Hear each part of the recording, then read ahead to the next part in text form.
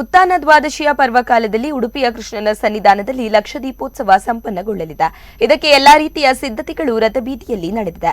ಉಡುಪಿಯ ಕಡಗೋಲು ಕೃಷ್ಣನ ಸನ್ನಿಧಾನದಲ್ಲಿ ಲಕ್ಷ ದೀಪೋತ್ಸವಕ್ಕಾಗಿ ಸರ್ವ ಸಿದ್ಧತೆಗಳು ನಡೆದಿವೆ. ಉತ್ತಾನ ದ್ವಾದಶಿಯ ಪರ್ವಕಾಲದಲ್ಲಿ ಲಕ್ಷ ದೀಪೋತ್ಸವ ರಥಬೀದಿಯಲ್ಲಿ ನಡೆಯಲಿದ್ದು ಭಕ್ತರು ದೀಪಗಳನ್ನು ಬೆಳಗಲಿದ್ದಾರೆ. ಇದಕ್ಕಾಗಿ ರಥಬೀದಿಯ ಸುತ್ತಲೂ ದೀಪಗಳ ಅಟ್ಟಣಿಗೆ ಅಳವಡಿಸಲಾಗಿದೆ. ಮಂಗಳವಾರದಿಂದ ರಥೋತ್ಸವ ಕೂಡ ಆರಂಭವಾಗಲಿದ್ದು ರಥದ ಸಿದ್ಧತೆ ಪೂರ್ಣಗೊಳ್ಳುತ್ತಿದೆ. ಲಕ್ಷ ದೀಪೋತ್ಸವದ ಹಿನ್ನೆಲೆಯಲ್ಲಿ ಉಡುಪಿಯಲ್ಲಿ ತುಳಸಿ ಪೂಜೆಯನ್ನ ಭಕ್ತರು ನಡೆಸುವ ಹಿನ್ನೆಲೆ ನೂರಾರು ಸಂಖ್ಯೆಯಲ್ಲಿ ಹೂವಿನ ವ್ಯಾಪಾರಿಗಳು ಉಡುಪಿಗೆ ಆಗಮಿಸಿದ್ದಾರೆ. ವಿವಿಧ ಜಿಲ್ಲೆಯ ವ್ಯಾಪಾರಸ್ಥರು ಉಡುಪಿಯಲ್ಲಿ ವ್ಯಾಪಾರ ಆರಂಭಿಸಿದ್ದು ಮಳೆ ಭೀತಿಯ ನಡುವೆಯೂ ವ್ಯಾಪಾರ ಚೆನ್ನಾಗಿ ಆಗುತ್ತೆ ಎಂಬ ಭರವಸೆಯಲ್ಲಿದ್ದಾರೆ. ಇನ್ನು ಕಬ್ಬು, ನೆಲ್ಲಿಕಾಯಿ, ಹುಣಸೆ ವ್ಯಾಪಾರಿಗಳು ಸಹ ರಥಬೀದಿಯಲ್ಲಿ ಠಿಕಾಣಿ ಹೂಡಿದ್ದು ಹಣತೆ ವ್ಯಾಪಾರಿಗಳು ಬೆರಳೆಣಿಕೆಯ ಮಂದಿಯಷ್ಟೇ ಇದ್ದಾರೆ. ಹೂವಿನ ಬೆಲೆ ಮೊಳಕ್ಕೆ 25 ರೂಪಾಯಿ ಇದ್ದು ಮಾರಿಗೆ ಸುಮಾರು 100 ರೂಪಾಯಿಯಂತೆ ಮಾರಾಟ ಮಾಡಲಾಗುತ್ತಿದೆ.